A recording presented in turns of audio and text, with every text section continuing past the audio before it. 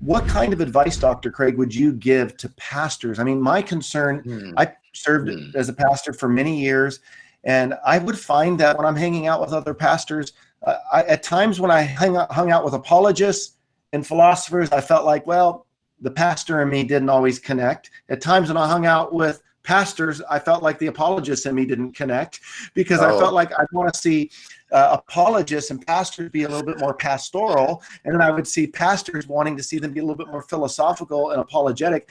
And so I fear at times these two worlds are drifting apart, where I want pastors to wake up to their need for apologetics. And it saddens me, because I think that it's now just been turned over to the world of academy. And that's great. I'm so thankful for the renaissance we've seen there. But I also fear that the pastorate has become more dumb in the pulpit, to be honest. What can we do to see more growth there? And I don't mean that in a bad way. I'm just saying, I think people graduate from seminary sometimes and they study a pop culture diet, and they're not informed on how to really lead their people through these tough issues. Yeah, that's exactly right, Bobby. In one sense, it's not the poor pastor's fault. It's the seminary's fault. He's been inadequately trained for this task. And so now that he's in the pulpit and in the ministry, the demands upon his time are so great, he doesn't have time to go back and study philosophical arguments for God's existence. I mean, he's dealing with families facing divorce, or rebellious teenagers, or a church budget that's collapsing. I mean, the poor contemporary pastor has already got too much on his plate. So what I try to do to encourage pastors is to say, don't try to do this yourself. What you need to do is identify and empower a gifted layman in your church and enable him to run this kind of a ministry for you. Give him your support.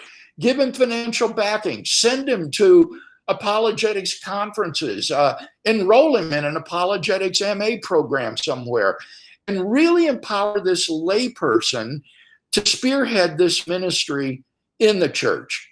And then I would encourage the pastor, insofar as he is able, to try to pepper his sermons with illustrations from contemporary culture that would try to engage with what's going on in our culture, or that would shed light on the biblical text and make it come alive for people. Just give a very brief illustration.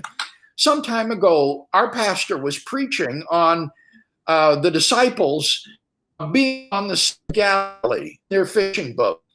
And what he did was he showed PowerPoint slides of a first century Galilean fishing boat that was excavated for the mud of the Sea of Galilee several years ago, that enabled us to see what this kind of boat really looked like and to imagine it in our minds. And it made the Bible story come alive as an event of history, and not some sort of a fairy tale that occurred in a place far, far away long, long ago.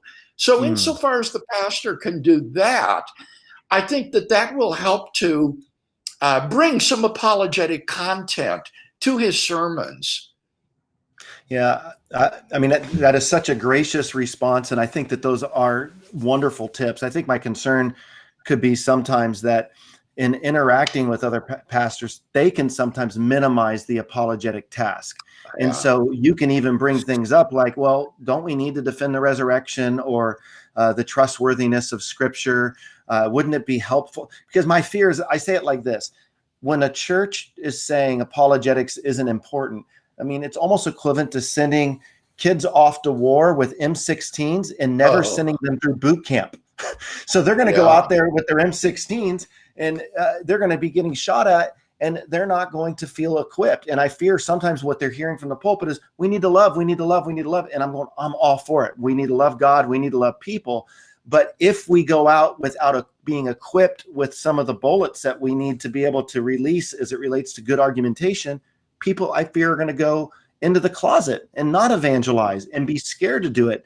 So how do we help pastors to see that apologetics is important? Maybe that's the better question. Yeah.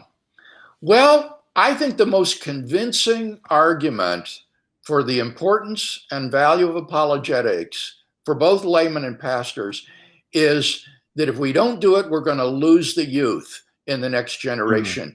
You want your son or daughter to commit apostasy and walk away from the Lord, then don't give him any good reasons to believe and don't answer his questions. And I think Christian parents today are very alert to this danger. They've seen so many kids walk away from the faith in high school or college, and it breaks their hearts. And so if we can convince pastors that he's got to do something for the sake of the next generation, that might motivate him to see the importance of this.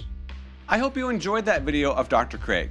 If you'd like to watch their entire conversation, please click here. We have answered over 1,000 questions on our channel. Please consider subscribing by clicking above if you are looking for more credible answers to curious questions.